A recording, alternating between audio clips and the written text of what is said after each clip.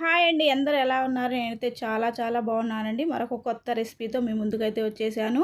ముందుగా ఒక కప్పు అటుకుల్ని తీసుకొని 2, 3 సార్లు బాగా కడుక్కుందామండి. ఆ నల్లదనం అంతా పోయేంత వరకు నేనైతే 2, 3 సార్లు కడుక్కున్నానండి. చూడండి, కడుక్కున్న తర్వాత ఇలా పొడి పొడిగా రావాలండి. ఇలా పొడి పొడిగా ఉన్న తర్వాత మనము పైన కొద్దిగా నీళ్ళని జీలకరించుకుందామండి. మరీ ఎక్కువగా పోసుకోవద్దండి. కొద్దిగా అలా జీలకరించుకుంటే సరిపోతుంది. ఇలా చేసుకున్న తర్వాత ఒక 10-15 నిమిషాలు మనము మూత పెట్టేసుకొని పక్కన పెట్టేసుకుందామండి. తర్వాత 15 నిమిషాల తర్వాత తీసి చూద్దాము. అటుకులైతే మెత్తగా అయిపోయినాయి చూడండి. వాటర్ కూడా అస్సలు లేదు. ఇలాగే ఉండాలండి. అప్పుడే మనకి ఈ రెసిపీ అయితే చాలా బాగా వస్తుంది. చూడండి, తర్వాత ఒక కప్పు అటుకులు తీసుకున్నాం కదండి, అదే కప్పుతోటి రాగి పిండిని తీసుకొని అటుకుల్లో వేసేసుకుందాము. ఒక పెద్ద ఉల్లిపాయని సన్నగా కట్ చేసేసుకొని వేసేసుకుందాము. అలాగే 2 పచ్చిమిరపకాయలను కూడా సన్నగా కట్ చేసి వేసుకుందాము. కొద్దిగా కరివేపాకు, కొత్తిమీర అండి సన్నగా కట్ చేసేసి వేసుకుందాము. క్యారెట్ తురుము కూడా వేసుకుందాము. వేసుకొని రుచికి సరిపడే సాల్ట్ కూడా వేసుకుందామండి.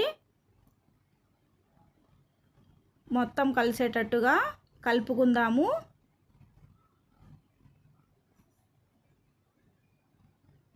కొద్దిగా వాటర్ పోసుకుంటూ చపాతీ పిండిలాగా కలుపుకోవాలండి. మరీ జారుడుగా కాకుండా గట్టిగా చపాతీ ముద్దలాగా కలుపుకోవాలి. ఇలా కలుపుకుంటే సరిపోతుందండి.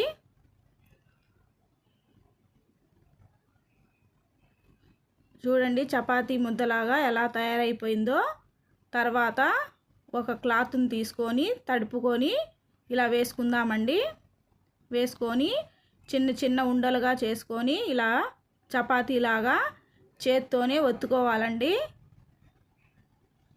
పల్సగా ఒత్తుకోవాలి, మరీ మందంగా కాకుండా పల్సగా ఇలా చేసుకుంటే తొందరగా ఉడికిపోతుందండి. లోపల కూడా చక్కగా ఫ్రై అయిపోతుంది, బయట లోపల. అప్పుడే చాలా టేస్ట్ వస్తుందండి. ఇలా చేసుకున్న తర్వాత ఈ క్లాత్తోనే ఇలా తీసుకొని స్టవ్ వెలిగించేసి ప్యాన్ పెట్టేసుకుందామండి. హీట్ ఎక్కిన తర్వాత ఇలా వేసేసుకుందాము.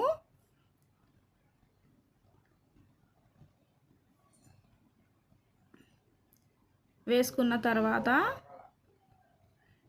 నెయ్యి కానీ ఆయిల్తో కానీ మనము ఇలా ఫ్రై చేసుకోవాలండి. నేనైతే నెయ్యి వేసి చేస్తున్నాను, మీరు ఆయిల్ వేసి అయినా చేసుకోవచ్చు. టేస్ట్ అయితే చాలా బాగుంటుందండి. ఇలా తిప్పుకుందాము. 2 పక్కల గోల్డెన్ కలర్ వచ్చేంత వరకు ఇలా తిప్పుకుంటూ ఫ్రై చేసుకుందామండి. చూడండి, 2 పక్కల చక్కగా ఫ్రై అయిపోయింది. టేస్ట్ అయితే చాలా బాగుంటుందండి. అటుకులు రాగి పిండి కాంబినేషన్లో మీరు కూడా ఒకసారి ట్రై చేయండి. ఒక ప్లేట్లోకి అయితే తీసేసుకుందాము.